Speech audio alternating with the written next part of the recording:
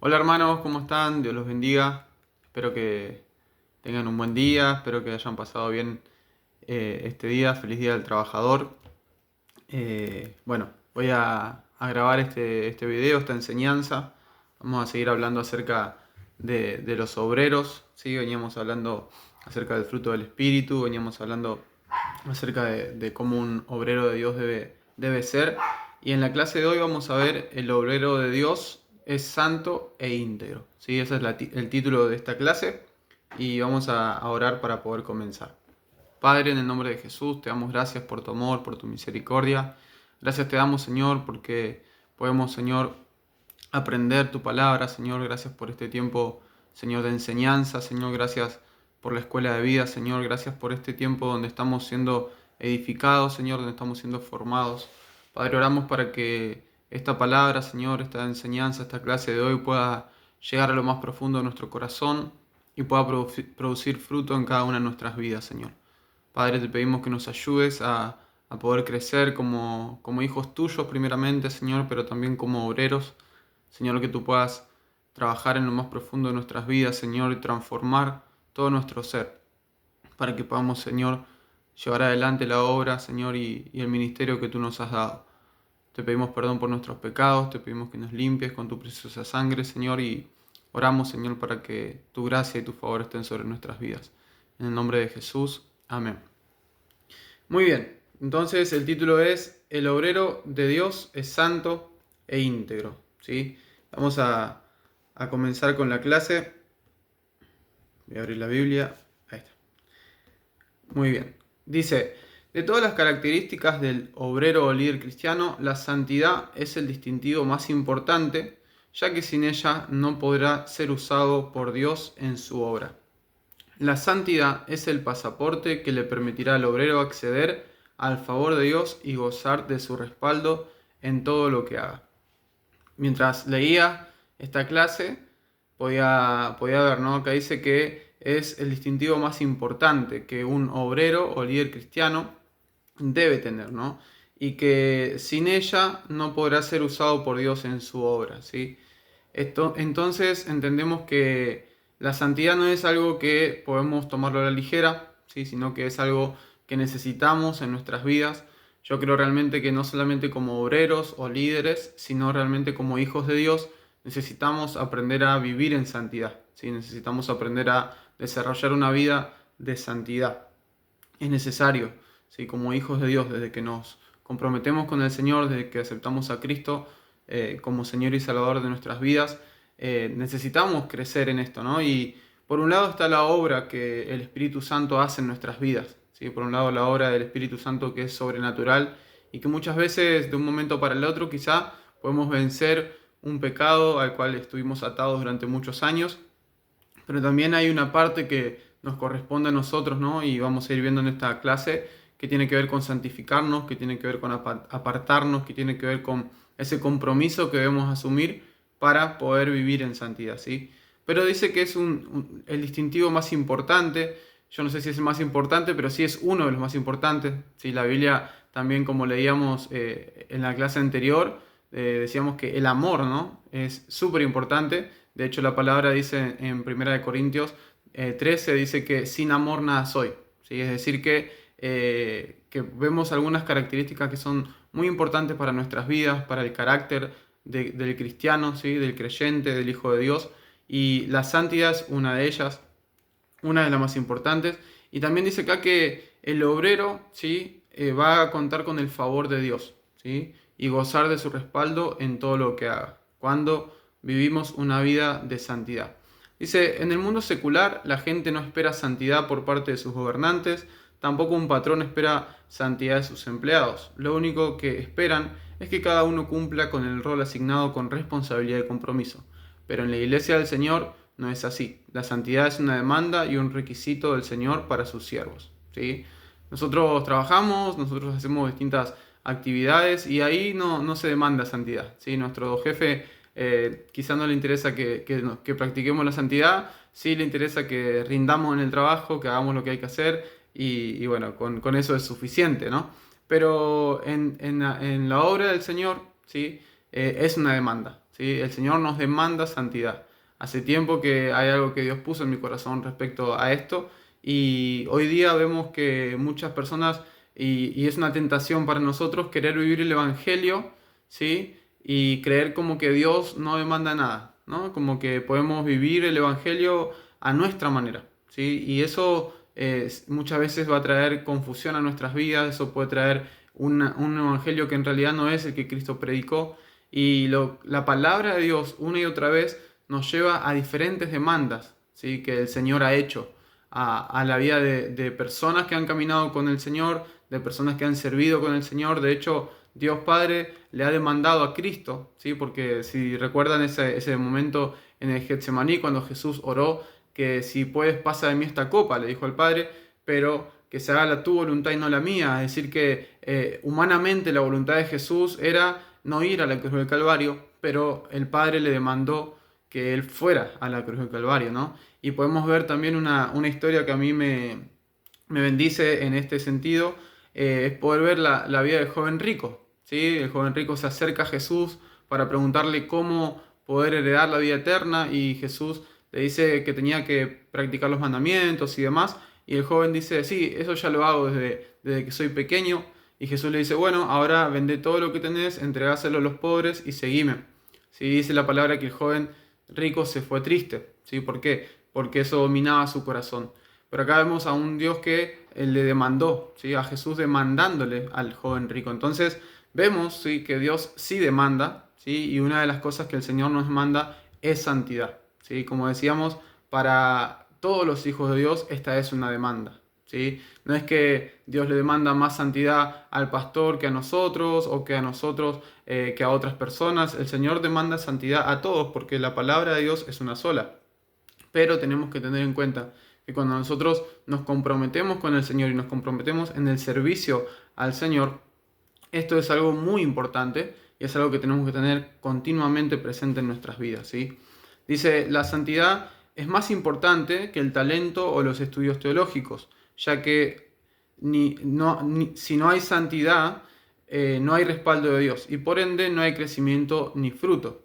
Incluso todo lo que logremos sin santidad se desmoronará rápidamente, ¿sí? Vemos acá que el Señor nos ha dado dones, nos ha dado talentos, ¿sí? Podemos acceder hoy a un estudio teológico, pero nada de eso es más importante que la santidad, porque la santidad es parte de nuestro carácter, ¿sí? Y es parte fundamental de nuestro carácter. Y todo lo que podamos desarrollar en el Señor, ¿no? Sin santidad, ¿sí? Sin esta característica, sin trabajar esta característica, tarde o temprano se va a desmoronar, ¿sí? Acá dice que cuánta gente ha sido herida, defraudada y hasta se ha apartado del camino del Señor a causa de líderes y obreros en la iglesia que, llevando adelante la obra del Señor, incurrieron en inmoralidad sexual, irregularidades financieras, ambición de poder o fallas de carácter. El obrero cristiano tiene que esforzarse por guardar su santidad diariamente. Hoy día, ¿sí?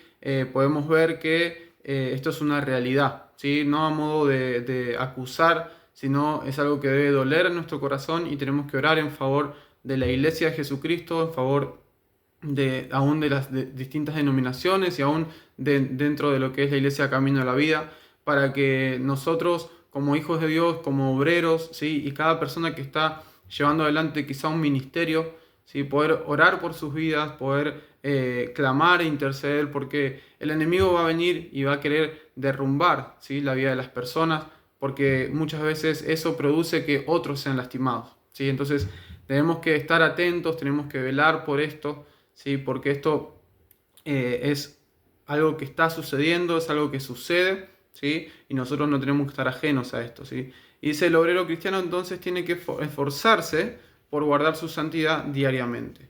Vamos a leer Apocalipsis 22:11. Apocalipsis 22:11. Lo bueno es que este video lo pueden ver más de una vez, así que si fui muy rápido, lo pueden pausar, retroceder. Dice Apocalipsis 22:11, el que es injusto, sea injusto todavía, y el que es inmundo, sea inmundo todavía. El que es justo, practique la justicia, y el que es santo, santifíquese todavía. ¿Sí?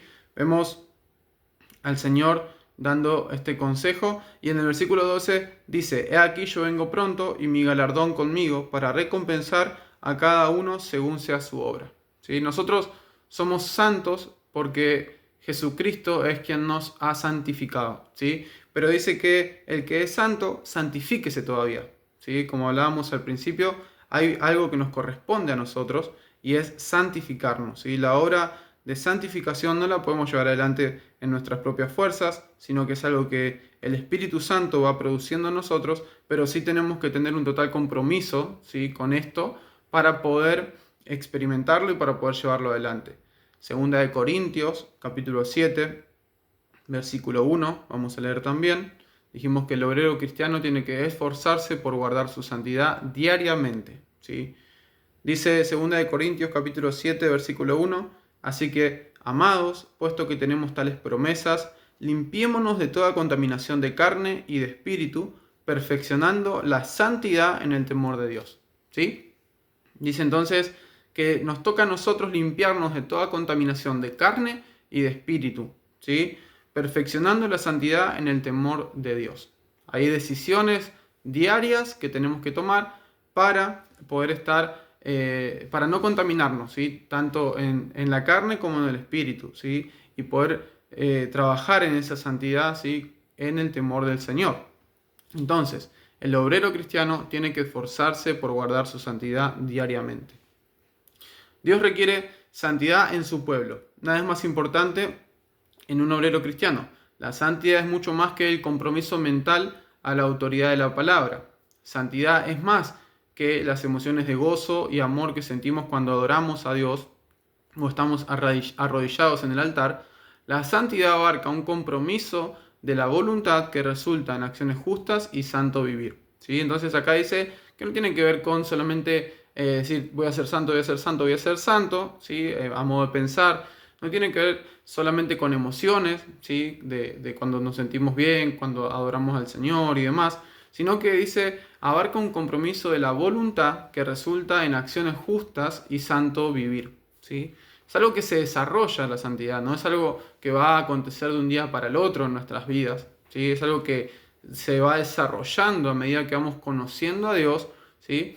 Y es algo que se va desarrollando durante toda nuestra vida, ¿sí? Siempre yo vuelvo a Filipenses, donde dice que el Señor ha comenzado una buena obra en nosotros y la va a perfeccionar hasta el día de Jesucristo. Es decir, que en esta característica, ¿no?, de santidad, nosotros vamos a seguir siendo perfeccionados por Dios hasta el día de Jesucristo. No llegamos a un estándar de santidad y ese es el nivel, sino que es algo que continuamente el Señor va a ir haciendo en nuestras vidas, ¿sí? Desde que empezamos a caminar con Él hasta que nos vayamos a su presencia, Dios va a seguir trabajando en esta característica del carácter que es la santidad. ¿Sí? Así también, obviamente, en el amor, en el gozo, en la paz, en la paciencia, en cada área de nuestras vidas. Pero bueno, hoy estamos hablando de la santidad. ¿Sí? Dice que abarca un compromiso de la voluntad, ¿sí?, que resulta en acciones justas y santo vivir. Es decir, que la voluntad nuestra, ¿sí?, ustedes saben que tenemos voluntad humana, tenemos que comprometerla a la voluntad de Dios. Y esto va a resultar en acciones, se dice, justas y un santo vivir. ¿Sí? Como recién decíamos, Jesús en el Getsemaní, humanamente su voluntad era no ir a la cruz del Calvario, pero Él comprometió su voluntad y la sujetó a la voluntad del Padre para poder hacer la voluntad de Dios. Entonces, el corazón debe ser puro antes que las actitudes. Los pensamientos y las palabras sean consecuentemente puros. El compromiso personal con Cristo hace que habite en nosotros el Espíritu Santo y su fruto. Él ha sido enviado por Jesucristo para santificarnos, para forjar nuestro carácter, para hacernos las personas que Dios necesita que seamos para edificar su iglesia. ¿Sí? El carácter de la persona de Dios se manifiesta en actitudes y acciones santas. Las que no salen de un corazón santo carecen de poder e impacto en el mundo espiritual. Una falsa santidad, que es mera religiosidad, es un estorbo para Dios e impide que su poder fluya, ¿sí?, a través de sus siervos en favor de su iglesia. Es decir que la santidad va a salir y va a nacer de un corazón puro, ¿sí? Y ese corazón puro, la única manera que podamos alcanzarlo, ¿sí?, y podamos permanecer con un corazón puro es en cercanía con el Señor, ¿sí? El libro de Juan dice, separados de Dios nada podemos hacer. Separados de Jesucristo nada podemos hacer. Él es la vid y nosotros los pámpanos. No existe pureza de corazón si no hay una vida de comunión con Dios, si no hay una vida de oración, si no hay una vida de estudio de la palabra de Dios, si no hay una vida aún de ayuno, ¿sí? Estas prácticas espirituales que nos acercan a Dios, que nos hacen tener comunión con el Señor. No hay un corazón puro si no hay una vida de congregarnos, ¿no? Y de poder rendir diariamente el corazón al Señor, para que Él pueda limpiarnos de toda contaminación, para que Él pueda purificar nuestras vidas, ¿sí? Vemos acá que el Espíritu Santo, ¿sí?, está en nuestras vidas, ¿sí?, para santificarnos, para forjar nuestro carácter, ¿sí?, y para transformar nuestras vidas, ¿sí?, para formarnos en lo que Dios necesita que nosotros seamos para edificar su iglesia. Cada uno de nosotros tenemos distintas personalidades, tenemos carácter diferente, tenemos contextos en los que vivimos que son distintos, tenemos un montón de cosas que nos distinguen, ¿sí? Pero cada uno de nosotros hemos sido llamados por Dios para edificar su iglesia, ¿sí? Esto no quiere decir que todos van a ser quizá ministros a tiempo completo en la iglesia, ni nada de eso, sino que todos estamos llamados a vivir una vida apartados para el Señor, ¿sí? Tanto en nuestra familia primeramente, ¿sí?, como esposo, como esposa, como padre, como madre, aún como hijos, ¿sí? En nuestra familia estamos llamados a vivir en santidad, en nuestro trabajo, ¿sí?, en cada lugar donde nos desenvolvemos, tanto en lo secular como en lo eclesiástico, estamos llamados a vivir en santidad, estamos llamados a edificar la iglesia del Señor, ¿sí? Nosotros tenemos que comprender que Dios nos llama a edificar su iglesia. No se trata de nosotros, se trata de lo que Dios quiere hacer, se trata del plan de Dios, ¿sí?, que no se limita solamente a nuestras vidas, sino que es un plan que está más allá de nosotros. Y eso nos hace libres también del egoísmo. Muchas veces queremos seguir el plan de Dios para nuestras vidas y su voluntad para nuestras vidas, pero qué bueno cuando podemos entender que no se trata de nuestras vidas solamente, sino que Dios tiene un plan que va más allá de nosotros y nosotros podemos, por medio de su gracia y de su misericordia, poner manos, ¿no?, en esta obra.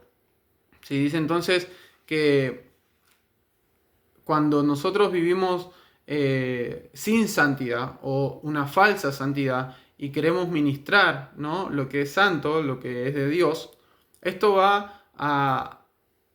lo que va a pasar es que no va a haber un impacto en lo espiritual, ¿sí? Va a ser algo solamente, o va a ser algo totalmente vacío, ¿sí? Va a carecer de impacto espiritual, y eso hace que la presencia de Dios y que el poder de Dios no se pueda manifestar a través de la vida de una persona. Pero cuando una persona intenta día tras día santificar su vida, buscar a Dios, buscar la santidad, ¿sí?, esa persona en lo espiritual está trabajando, ¿sí?, está ganando terreno y autoridad espiritual, y eso va a producir que cuando esa persona abra su boca, que cuando esa persona brinde un servicio al Señor y a la iglesia, eso se haga con esa fortaleza, ¿no?, con ese poder de Dios, que es lo que realmente va a producir un impacto en la vida de otras personas. Dice acá, un predicador puede preparar un sermón completamente bíblico y compartirlo de manera elocuente. Un músico puede ensayar por horas y hacer música de excelencia para Dios. Un maestro puede preparar con esmero sus clases y dictarlas con maestría. Aunque la preparación, la elocuencia y el talento son necesarios para Dios, nada sucederá en el mundo espiritual a menos que el obrero esté en santidad. Hay una gran diferencia entre ministrar desde la gracia y hacerlo desde la presencia de Dios. Dios de ninguna manera respaldará a un obrero que no esté en santidad, aunque sea muy capaz, pero fluirá con poder y gracia a través de un obrero santo, ¿sí?, aunque lo que tenga para compartir o dar sea muy sencillo, ¿sí?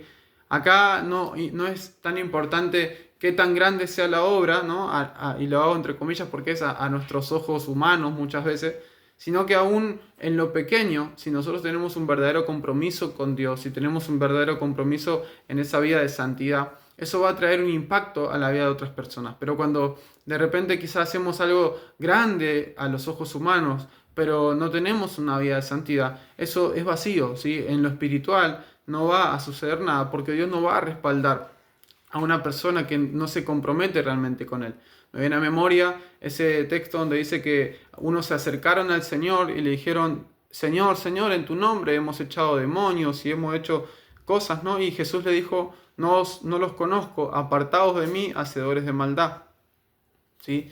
Es duro, pero el Señor en ese momento lo que está queriendo decir es que no todo el que le dice Señor, Señor, no todo el que hace algo para Él, lo está haciendo realmente para Él. Porque dice, apartados de mí, hacedores de maldad, porque no los conozco. ¿Sí? Dios conoce a los que son suyos, Dios conoce a esos que le buscan, a esos que se santifican, Dios conoce a esos que no están jugando al Evangelio, sino que están comprometidos con el Señor.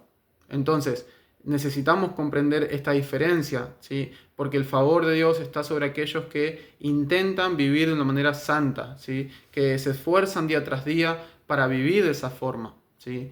Al final del día todo es por gracia y misericordia de Dios. Yo creo realmente que al final del día todo es por gracia y misericordia de Dios. Pero sí es necesario que nosotros podamos comprender que tenemos una responsabilidad de vivir en santidad. ¿Sí? La santidad, dice acá, tiene dos aspectos. Por un lado es morir al pecado y por el otro es vivir para Dios. Vamos a leer Romanos capítulo 6, versículo del 12 al 13. Dice entonces que la santidad tiene dos aspectos. Por un lado es morir al pecado y por el otro es vivir para Dios. Romanos 6, 12 y 13 dice: No reine pues el pecado en vuestro cuerpo mortal, de modo que lo obedezcáis en sus concupiscencias, ni tampoco presentéis vuestros miembros al pecado como instrumentos de iniquidad, sino presentaos vosotros mismos a Dios como vivos de entre los muertos y vuestros miembros a Dios como instrumentos de justicia. ¿Sí? Entonces, la santidad, tiene dos aspectos. Por un lado es morir al pecado y por el otro es vivir para Dios. Nos ofrecemos a nosotros mismos como sacrificios vivos a Dios, santos y agradables a su vista. ¿Sí? Eso lo dice Romanos capítulo 12, versículo 1. ¿Sí? Es algo voluntario el ofrecernos a Dios. ¿Sí? Y rehusamos ofrecer las partes de nuestro cuerpo y nuestra mente al pecado y deliberadamente nos ofrecemos a Dios mediante la ética de la santidad. Esto nos hace estar atentos a conservar la santidad, la santa integridad, no solo delante de Dios, sino también delante de los ojos de la gente. Romanos capítulo 12, versículo 17. Vamos a leer Romanos capítulo 12, versículo 17. Dice: No paguéis a nadie mal por mal, procurad lo bueno delante de todos los hombres. ¿Sí? Muchas veces decimos, no importa, Dios me conoce, Dios sabe lo que hay en mi corazón. Y sí, Dios sabe lo que hay en nuestro corazón, pero nosotros tenemos que comportarnos, debemos vivir en santidad delante de Dios, pero también delante de los hombres. ¿Sí? No basta solamente con decir, no, Dios sabe que yo soy santo, o que yo oro, o que yo leo la Biblia. Eso tiene que demostrarse, eso tiene que traer un fruto, ¿no? Que sea público, que los demás puedan ver que vivimos en santidad. Bien, la importancia de la santidad en el obrero cristiano. El término santidad deriva de la raíz del hebreo kadash, Q-A-D-A-S-H, kadash. Tiene que ver con separar o apartar. La idea es que el creyente es apartado del pecado para uso exclusivo de Dios. La santidad es un requisito fundamental en el ministerio, es la credencial que te llevará a nuevos niveles de autoridad y lo que te asegurará el total respaldo de Dios. No importa cuántos años tengas en el Evangelio, ni cuál sea el lugar que ocupas en la iglesia, el pecado será siempre un obstáculo en tu vida espiritual y por supuesto en tu ministerio. ¿Sí? Entonces, santidad dice acá que deriva del griego kadash, que tiene que ver con apartar, ¿no? O separar. Y esto quiere decir que nosotros estamos separados por Dios, ¿sí? Para hacer su voluntad. Y es algo que Dios hizo cuando nosotros hemos recibido a Cristo. Él nos aparta, pero también tenemos que ser conscientes que nos corresponde a nosotros apartarnos día tras día, ¿sí? Apartarnos del pecado, ¿sí? Nosotros tenemos que no solamente huir del pecado, nosotros tenemos que correr hacia Dios y de esa manera nos estamos alejando de todo lo que es pecaminoso, todo lo que contamina nuestras vidas. Cuando tenemos esta forma de vida, ¿no? Diariamente acercarnos al Señor, nosotros al momento también estamos alejándonos del pecado, ¿sí? Acá hay algo que dice y es que no importa cuántos años tengamos como hijos de Dios, o que estemos sirviendo o no, lo que dice acá es que el pecado siempre va a ser un obstáculo. ¿Sí? El pecado es algo con lo que siempre vamos a tener que lidiar. No es que vamos a lidiar con el pecado durante 10 años y después ya tenemos madurez espiritual y ya está. No, es algo que continuamente va a estorbar muchas veces en nuestras vidas, pero tenemos que aprender a apartarnos. Tenemos que aprender a acercarnos a Dios y apartarnos del pecado, ¿sí? Porque esto viene a ser de estorbo para nuestras vidas, ¿sí? Y también aún para lo que es el ministerio, ¿sí? El apóstol Pablo le dijo a su discípulo y pastor Timoteo: ten cuidado de ti mismo, ¿sí? En 1 Timoteo 4:16, ¿sí? Muchas veces confiamos, dice el proverbio, dice: no confíes en tu propia prudencia. Muchas veces nos confiamos, ¿sí? Pero la palabra una y otra vez nos dice: no confíes en tu propia prudencia. Acá vemos a Pablo diciéndole a su discípulo: ten cuidado de ti mismo, ¿sí? Después, en otra parte de la Biblia dice: el que crea estar firme, ¿sí? Santifíquese más.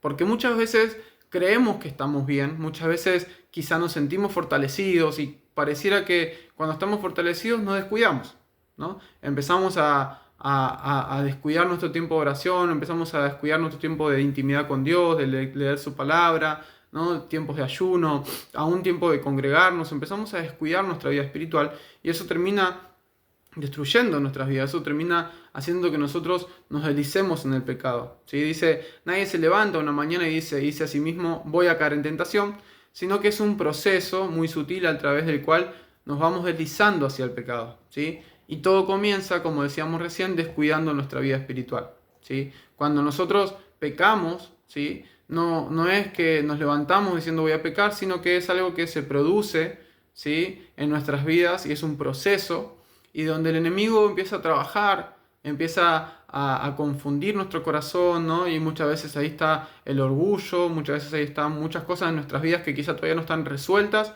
y hacen que nosotros pensemos que podemos hacer las cosas sin Dios, ¿no? A mí me ha pasado, aún ya caminando con el Señor, dejar de buscar a Dios, ¿no? Dejar mi tiempo de oración, mi tiempo de intimidad con Dios, descuidar esa área, y eso trajo consecuencias a mi vida, ¿no? ¿Por qué? Porque no podemos hacer nada, ¿sí? Jesús dice entonces en Juan capítulo 15: separados de mí, nada pueden hacer. Entonces, santidad no es tanto lo que hacemos, sino lo que somos. Y lo que somos, a su vez, determina lo que hacemos, ¿sí? No se trata de hacer cosas, sino de quiénes somos. Cuando nosotros entendemos que la transformación comienza en lo interior, ¿sí? En lo que realmente somos, en lo que estamos pensando, en lo que meditamos, a lo que le damos lugar en nuestra mente y en nuestro corazón, ¿sí? Eso después produce frutos, ¿sí? Vieron que la palabra dice que la abundancia del corazón habla nuestra boca. Entonces, todo lo que nosotros le demos lugar en el corazón, si nosotros no estamos buscando al Señor, eso va a terminar produciendo un fruto que no va a ser agradable. ¿Sí? Nuestro sistema de valores es una parte de nosotros que no podemos separar de nuestra personalidad. Permite establecer prioridades en la vida y sirve de patrón para juzgar lo que debemos aceptar o rechazar. La santidad determina quiénes somos y cómo respondemos aún antes de que aparezca el conflicto. Acá habla entonces de nuestro sistema de valores, ¿sí? Lo que creemos, aquellas cosas que están en nuestro corazón, cuáles son nuestros fundamentos, ¿no? Si realmente la palabra de Dios está siendo un fundamento en nuestra vida. Dice acá que la santidad determina quiénes somos y cómo responderemos aún antes de que aparezca el conflicto. Tenemos que madurar, es necesario crecer, fundamentarnos en la palabra de Dios. Y hay una diferencia entre reaccionar y responder, ¿no? Cuando reaccionamos, estamos actuando bajo la emoción. Nos hacen una injusticia y reaccionamos, ¿no? Y generalmente reaccionamos mal, porque reaccionamos en la carne. Pero cuando nosotros aprendemos, ¿no? Y maduramos y el Señor va obrando en nuestras vidas, comenzamos a responder. Ante la injusticia, ante lo que nos causa dolor, no vamos a reaccionar, sino que respondemos, ¿no? Dice la palabra que no paguemos mal por mal. Dice la palabra que debemos perdonar. Dice la palabra que no se ponga el sol sobre vuestro enojo. Entonces, comenzamos a responder ante esas adversidades que se van presentando y que se presentan todos los días, ¿sí? Entonces, pero esto no es algo que ocurre de un día para el otro. Esto es, como decíamos hace un ratito, es algo que se va produciendo en nuestras vidas. Una obra que se va produciendo y que culmina cuando estemos con el Señor, ¿sí? Entonces, la santidad determina quiénes somos y cómo responderemos aún antes de que aparezca el conflicto. Tenemos que aprender a responder, ¿sí? No a reaccionar. Muy bien. Dice acá, el obrero del Señor debe ser una persona íntegra, ¿sí? Santidad también está relacionada con la integridad. Por definición, el término integridad significa totalidad, rectitud moral, incorruptibilidad y honestidad. ¿Sí? Se usa para describir personas que son dignas de confianza y responsables en todas las circunstancias. Para el cristiano tiene que ver con la unidad de las palabras y las acciones. Cuando tenemos integridad, nuestras palabras y nuestras obras coinciden. Somos quienes somos, no importa dónde o con quién estamos. Una persona con integridad no divide su lealtad ni finge ser de otra manera. No tiene nada que esconder ni nada que temer. Sus vidas son libros abiertos.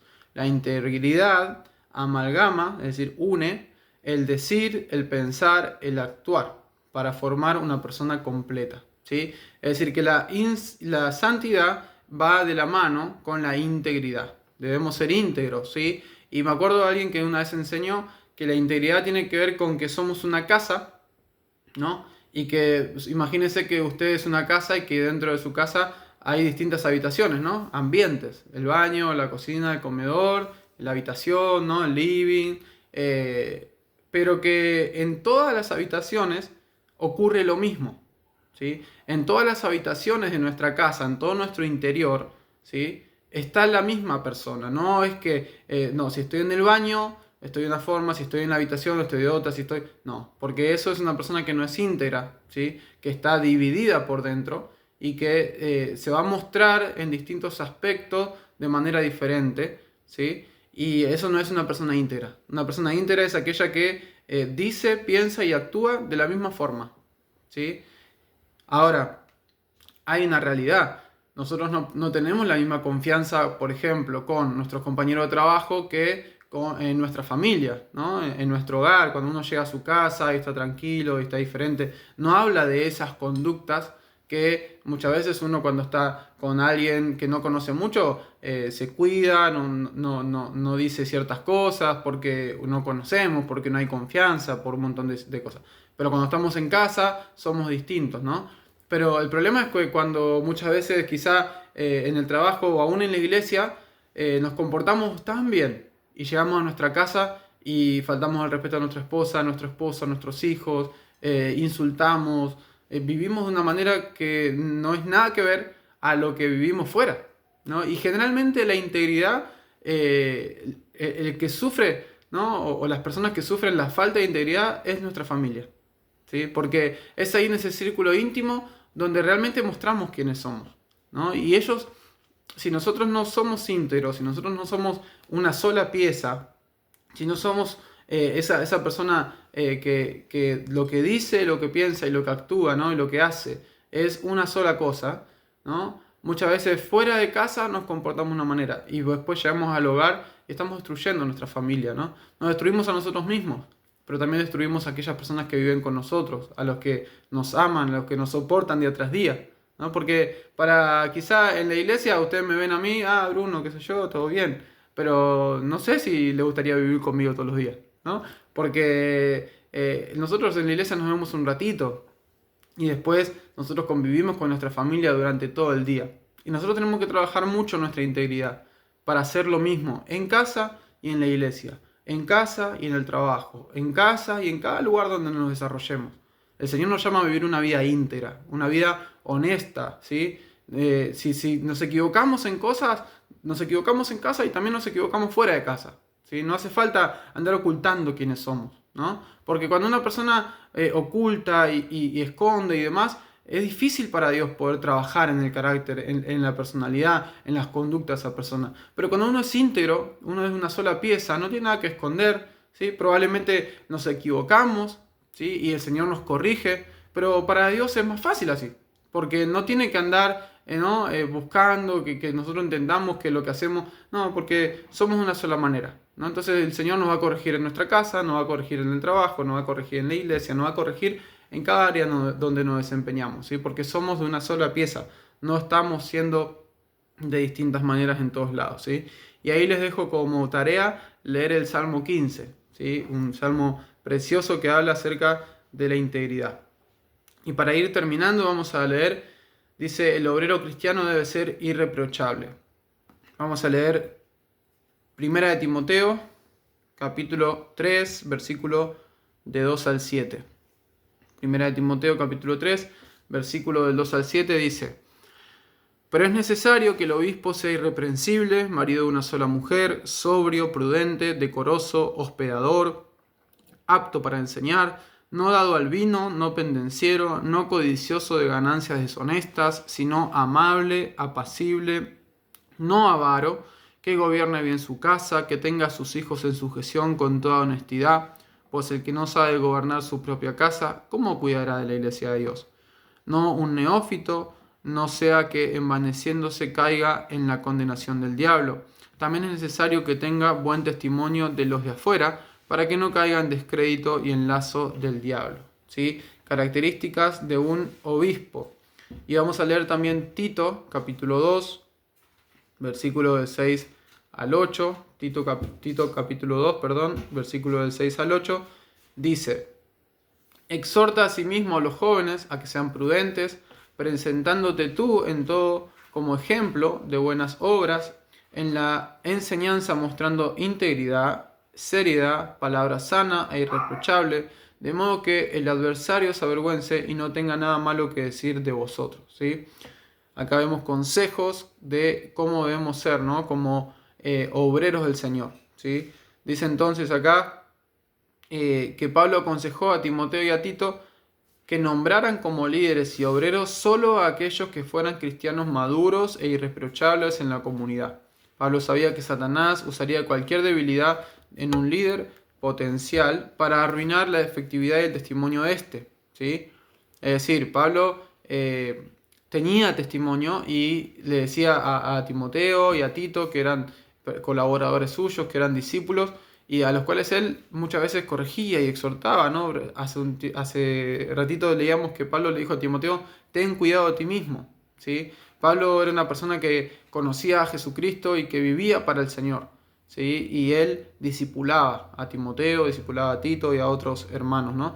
Y entonces acá dice que Pablo les decía que ellos tenían que poner obreros, pero con ciertas características, ¿no?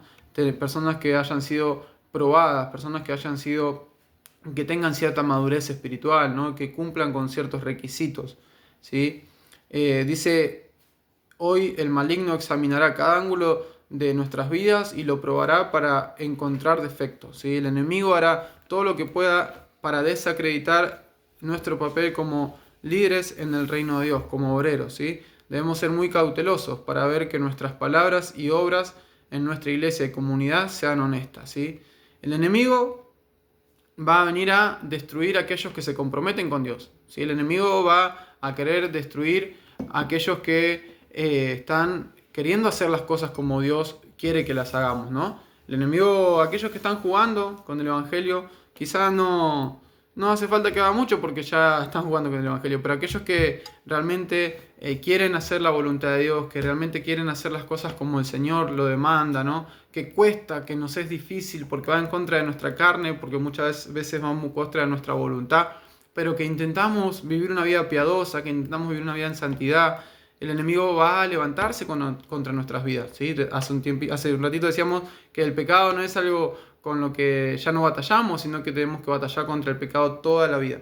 Entonces, tenemos que seguir y permitir que el Espíritu Santo pueda seguir tratando con nuestros corazones, ¿no? Que el Espíritu Santo pueda seguir transformando nuestras vidas y que podamos madurar en lo espiritual, en lo emocional, ¿sí? En cada área de nuestras vidas. Dice acá: nunca debemos subestimar la importancia en los pequeños detalles, ¿sí? Los pequeños errores de integridad pueden ser fatales para el ministerio de un líder cristiano. El líder tiene un papel estratégico en la edificación del cuerpo de Cristo. Si él tiene ambiciones personales o motivos que no son correctos en la manera que dirige a sus seguidores, entonces la iglesia sufrirá, ¿sí? La obra del Señor, ¿no? Cuando nosotros somos obreros y tenemos quizá un ministerio o desarrollamos una tarea en la iglesia, ¿no? desarrollamos una función, tenemos que comprender que eso no se trata de nosotros, sino que estamos sirviendo al Señor, pero también estamos sirviendo a las personas. Y cuando nosotros tenemos quizá malas formas de hacer las cosas o malas intenciones, vamos a terminar dañando a otros. Entonces debemos comprender y no subestimar la importancia de los pequeños detalles, ¿sí? En Cantares, ¿sí? Capítulo 2, versículo 15, dice: cazadnos las zorras pequeñas que echan a perder las viñas, porque nuestras viñas están en cierne. ¿Sí? Acá dice que tenemos que cazar esas pequeñas zorras, ¿no? Que echan a perder la viña. ¿Sí?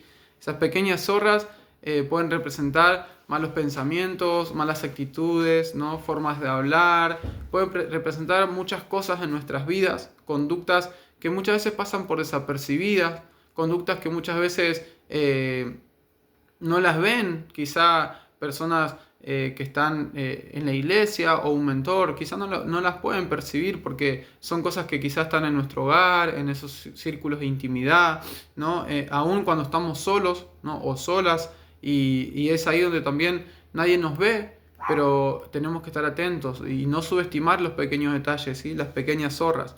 Eclesiastés, capítulo 10, versículo 1, dice: las moscas muertas hacen heder y dar mal olor al perfume del perfumista. Así, una pequeña locura al que es estimado como sabio y honorable. ¿Sí?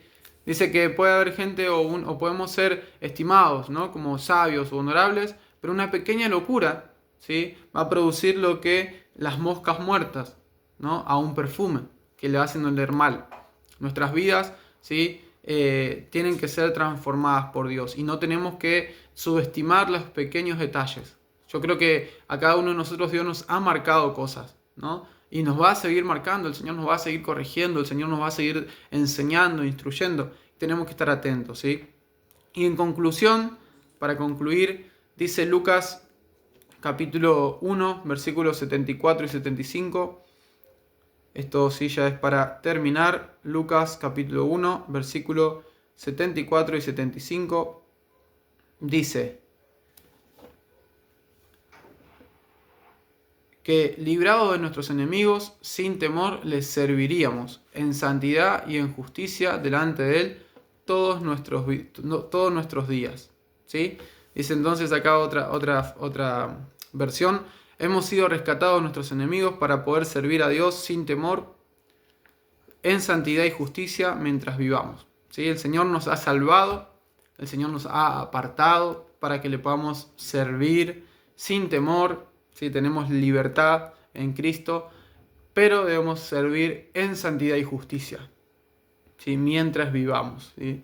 Yo siempre digo, la vida que hoy tengo no me pertenece, la vida que hoy tengo le pertenece a Cristo y tengo que aprender a vivir como a Dios le agrada. ¿Sí? Es un desafío diario. ¿Sí? Este patrón de santidad no es imposible ni alcanzable, es posible con la ayuda del Espíritu Santo, porque cuando somos llenos del Espíritu Santo, este nos moldea a la santidad de Dios por la divina investidura de poder que nos transforma, capacita y santifica. ¿Sí? Necesitamos la santidad. ¿Sí? Debemos buscar la santidad, debemos practicar la santidad. Es algo día tras día. La integridad, permitir que el Espíritu Santo transforme nuestras vidas, ¿sí? Para que podamos ser efectivos en lo que Dios nos llamó en este tiempo, aún y primeramente en nuestra casa, en nuestra familia, ¿sí? Poder ser efectivos en nuestro hogar y también ser efectivos como obreros, como ministros, ¿sí? Y en cada llamado que cada uno de nosotros tenemos. ¿Sí? ¿Qué les parece si oramos para terminar? Padre, en el nombre de Jesús, te damos gracias por tu amor, te damos gracias por tu misericordia, te damos gracias por esta clase, por esta enseñanza, Señor. Oramos para que pueda ser una semilla plantada, Señor, en lo más profundo de nuestro corazón y pueda producir fruto, Dios, al 30, al 60 y al 100 por uno. Señor, tú nos has salvado y somos agradecidos por eso. Padre, pero tú nos salvaste para que podamos servirte sin temor, Señor, que podamos servirte con libertad de corazón. Sí, tu palabra dice que lo hagamos, Señor, pero también dice que lo hagamos con santidad, Señor, y en justicia. Señor, oramos para que sean días donde tú puedas transformar nuestras vidas, Señor, donde tú puedas seguir obrando, Señor, aquella obra que tú has comenzado en nosotros puedas perfeccionarla, Señor, en cada área de nuestras vidas, Señor, y específicamente en esto que hoy estuvimos charlando y aprendiendo respecto de la santidad, Señor, que puedas ayudarnos, Señor, a vivir de una manera santa, Señor, que podamos ayudarnos a practicar la santidad, el apartarnos día tras día, Señor, el correr hacia ti, Señor, el apartarnos y alejarnos del pecado y todo aquello que contamina nuestra carne, nuestro espíritu, Señor. Límpianos, Señor, de toda impureza, purifica nuestros corazones, Señor, santifica nuestras vidas, Padre. Gracias te damos, Señor, por tu palabra, porque tu palabra es fiel y verdadera, y tu palabra produce fruto, Señor, en nuestras vidas. Gracias, Señor, por la vida de mis hermanos. Gracias, Señor, por este tiempo, por esta clase, Señor. Gracias porque sabemos que tú estás edificando nuestras vidas y tú estás edificando la iglesia. Te damos toda gloria, te damos toda honra, Padre, en el nombre de Jesús. Amén y amén. Muy bien, hermanos, espero que termine bien su día. Dios los bendiga mucho y nos vemos seguramente la semana que viene en la próxima clase.